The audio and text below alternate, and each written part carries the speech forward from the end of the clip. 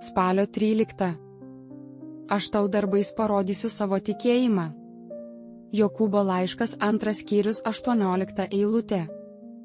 Nors Dievo žmonės šiame amžiuje neturi būti teisiami pagal jų darbus, bet pagal jų tikėjimą, tačiau reikalingi yra ir darbai.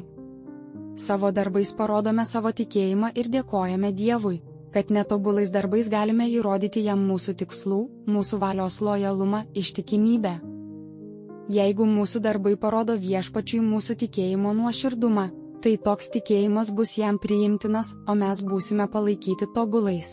Ir būsime apdovanoti dalyvavimu karalystėje bei visais brangiais ir dideliais dalykais, kuriuos viešpats priruošia tiems, kurie jį myli ne tik žodžiais, bet ir darbais tiems, kurie gyvenimo darbais stengiasi parodyti, pademonstruoti savo meilę.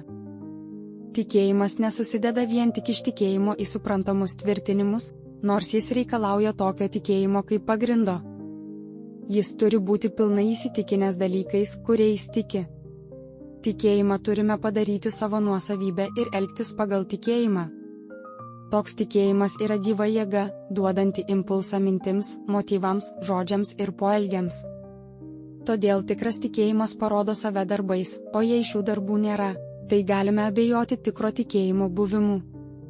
Todėl parodykime, kad atitinkamais darbais turime pašvenčianti, išteisinanti, pasišvenčianti ir išlaisvinanti tikėjimą, nes Jėzuje Kristuje vien tik meilės pagrindų veikiantis tikėjimas turi reikšmės. Klausimai: ar šią savaitę darbais parodžiau savo tikėjimo tikrumą? Kaip, kokie buvo rezultatai? Aš tau darbais parodysiu savo tikėjimą. Jokūbo laiškas 2 skyrius 18 eilutė.